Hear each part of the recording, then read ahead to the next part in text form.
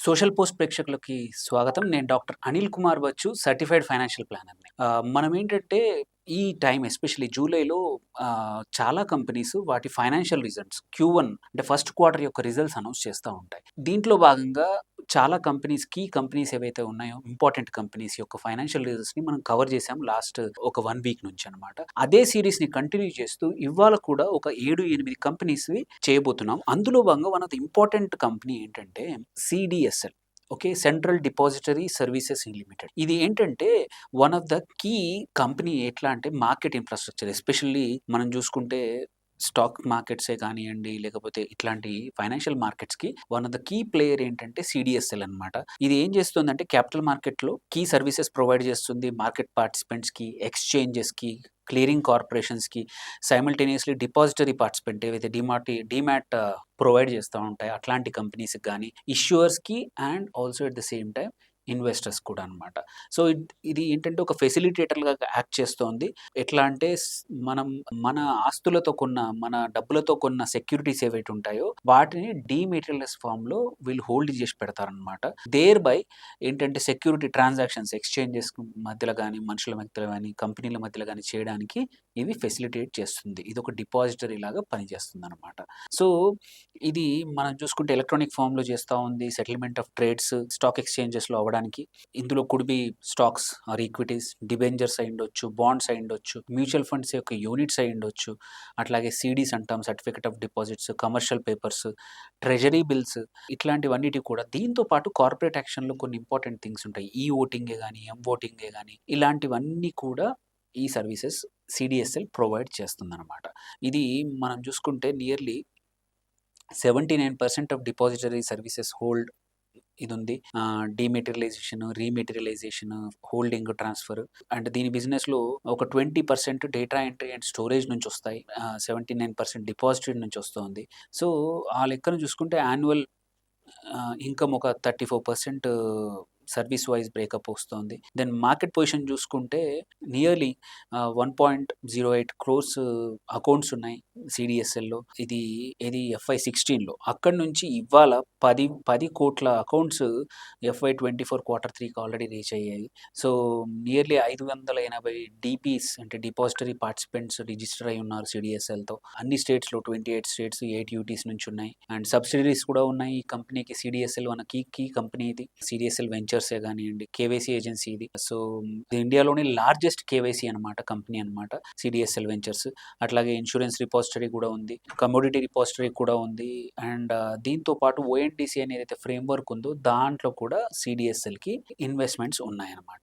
So, then coming to important ఏంటంటే financials. ఇది market cap చూసుకుంటే 32,794 క్రోర్స్‌తో మార్కెట్ క్యాప్‌తో ఉంది. అండ్ కరెంట్ ప్రైస్ 1569 దగ్గర ట్రేడ్ అవుతా ఉంది. అండ్ హైయెస్ట్ వాస్ 1990, ఇంకా 2000 టచ్ కాలేదు ఇప్పటివరకి. లోయెస్ట్ 1047 దగ్గర ఉండింది. స్టాక్ మంచి హై పీఈతో ట్రేడ్ అవుతోంది. 66 దగ్గర ట్రేడ్ అవుతోంది. 66 మల్టిపుల్స్ దగ్గర. సో, ఇది రిటర్న్ ఆన్ క్యాపిటల్ ఎంప్లాయిడ్ చూసుకుంటే నియర్లీ 42% ఉంది. అండ్ రిటర్న్ ఆన్ ఈక్విటీ చూసుకున్నా గాని 32.7% ఇప్పటి వరకైతే ఉన్న నంబర్స్ అనమాట. ఇప్పుడు ఇంపార్టెంట్ ఏంటంటే దీని రిజల్ట్స్ వచ్చాయి. దీని రిజల్ట్స్ వచ్చాక ఎలా మార్కెట్ రియాక్ట్ అయింది? ఎలా ఇన్వెస్టర్స్ ఇన్వెస్ట్ చేసిన వాళ్ళు గాని, కొత్తగా ఇన్వెస్ట్ చేద్దాం అనుకున్న వాళ్ళు ఏం చేయాలనేది చెప్పడానికి ఒక ఎడ్యుకేషనల్ పర్పస్ కోసం చేస్తున్న వీడియో అనమాట. దీంట్లో ఎటువంటి అదర్ రీజన్స్ లేదు. మీకేమైనా ఇన్వెస్ట్ చేయాలనుకుంటే మాత్రం మీ ఓన్ అనాలిసిస్ కానీ, మీ ఫైనాన్షియల్ అడ్వైజర్ గాని మాట్లాడి మాత్రమే ఇన్వెస్ట్ చేయండి ఈ స్టాక్‌లో. సో, కమింగ్ టు మీరు చూసుకుంటే మనము లాస్ట్ 1 ఇయర్‌లో చూసుకున్న ఇది లాస్ట్ ఇయర్ అరౌండ్ డిసెంబర్ పీక్‌కెళ్ళింది. ఆ తర్వాత మళ్ళీ 1700 రేంజ్‌లోనే ట్రేడ్ అవుతా ఉంది. ఇప్పుడు రిజల్ట్స్ వచ్చాక కూడా ఇప్పుడు మళ్ళీ పడిపోయింది. 1600 కిందికొచ్చేసింది. లాస్ట్ వీక్ 1721 దగ్గర ఉన్నది. ఇప్పుడు 1 వీక్‌లో నియర్లీ ఇప్పుడు కరెంట్‌లీ 1569 దగ్గర అంటే రూ. 130 తగ్గిపోయి ట్రేడ్ అవుతా ఉంది. దెన్ ఈ కంపెనీ ఇంపార్టెంట్ ఏందంటే పాజిటివ్స్ ఏంటంటే it's a debt free company. ఎటువంటి అప్పు లేని company. And good profits generate చేసింది. 37 8% సిఏజీఆర్ లాస్ట్ 5 ఇయర్స్‌కి ఇచ్చింది. And good return on equity also 3 years return on equity తీసుకున్న 30% ఉంది. And healthy dividend payout ratio 55% ఇస్తా ఉంది. అండ్ డెటర్ డేస్ ఆల్సో ఇంప్రూవ్ అయ్యాయి వీటికి. And medium sales also better అయ్యాయి. ఓన్లీ థింగ్ ఏందంటే కొంచెం నెగెటివ్స్ ఏంటంటే మాత్రం బుక్ వాల్యూ కన్నా 18 టైమ్స్ బుక్ వాల్యూ దగ్గర ట్రేడ్ అవుతా ఉంది. Promoter holding is low. Some times it's difficult decision making దగ్గర ఇష్యూ వస్తూ ఉంటుంది. అండ్ ప్రమోటర్ హోల్డింగ్ కూడా తగ్గింది లాస్ట్ 3 ఇయర్స్‌లో -5%. సో ఇది ఆన్ ద హోల్. దీనికి కంపారిజన్స్ తీసుకున్నా గానీ అదర్ కంపిటీటర్స్ ఉన్నారు. ఒకటి caffeine technologies, camp services and beacon trust. ఇప్పుడు దీని తర్వాత వస్తే ఎన్ఎస్డిఎల్ కూడా వచ్చే అవకాశం ఉంది. నెక్స్ట్ ఈ వీక్‌లోనే లిస్ట్ అవ్వడానికి ట్రేడింగ్ ఐపీఓకి వస్తా ఉంది. సో సూన్ ఇంకొక రిలేటివ్‌లీ దగ్గర కంపారిజన్ రావచ్చు. సో ఇది పియర్స్ మనం చూసుకుంటే 4 కంపెనీస్. వాటన్నిటికన్నా కూడా మార్కెట్ క్యాప్‌లో ఇదే పెద్ద కంపెనీ 32,000. మిగిలిన 2 కేఫిన్ గానీ, క్యామ్స్ కూడా less than 20,000 crores market cap దగ్గరే ఉన్నాయి. దెన్ మనం చూసుకుంటే ఈ క్వార్టర్‌లో Q1లో రిజల్ట్స్ ఎలా ఉన్నాయి? Most important point. సో ఇప్పుడు సీడీఎస్ఎల్‌ది చూసుకుంటే ఈ current quarter June 2025 quarter 1 of 2025లో చూసుకుంటే లాస్ట్ ఇయర్ దగ్గర దగ్గర సేమ్ 257 క్రోర్స్ సేల్స్ ఉండే. ఈసారి కూడా 259 సేల్సే. సో సేల్స్ పెరగలేదు. యాక్చువల్లీ ఆపరేటింగ్ ప్రాఫిట్ తగ్గింది. 154 క్రోర్స్ 130 తగ్గింది. So even operating margin percentage కూడా 60% నుంచి 50% పడిపోయింది లాస్ట్ క్వార్టర్ కన్నా. So only thing saving grace అంటే లాస్ట్ మార్చ్ క్వార్టర్ కన్నా బెటర్‌గా ఉండింది. But in terms of last year June కన్నా మాత్రం తక్కువగా ఉండింది numbers. And even profit before tax కూడా తీసుకున్న లాస్ట్ ఇయర్ 174 ఇదే క్వార్టర్‌లో. ఈ క్వార్టర్‌లో 151. 151 ఈస్ బెటర్ దాన్ మార్చ్ క్వార్టర్‌లో 127 క్రోర్స్ కన్నా చాలా బాగుంది. But on the whole it is poor than last year results అనమాట. సో ఈవెన్ నెట్ ప్రాఫిట్స్ తీసుకున్నా సరే లాస్ట్ ఇయర్ ఇదే టయానికి 134 క్రోర్స్ ఉండింది జూన్ క్వార్టర్‌లో. ఈసారి 102 మాత్రమే ఉంది. వై అంటే లాస్ మేకింగ్ కంపెనీ గురించి కూడా ఎందుకు అనలైజ్ చేస్తున్నా అంటే చాలామంది సీడీఎస్ఎల్ వాజ్ ఎ డార్లింగ్ అనమాట. చాలామంది తన పోర్ట్‌ఫోలియోలో ఉంచుకున్నారు. ఒక మోనోపొలీ అనుకుంటాము. Same thing happened with IEX also. Monopoly అనేది ఎప్పటివరకంటే రెగ్యులేటర్ టచ్ చేయనంత వరకే.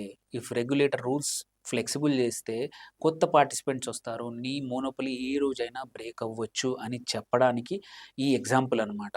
ఇప్పుడు ఇంకా కొన్ని వేరే companies, similar companies market participant list అవుతే మాత్రం దీని యొక్క ఇది ఇప్పటివరకు ఎంజాయ్ చేస్తున్న మంచి స్టేటస్, పాపులారిటీ అనేది తగ్గొచ్చు. అండ్ కంబైన్డ్ విత్ దట్ మన ఫైనాన్షియల్స్ కూడా బాగలేవు ఇప్పుడు.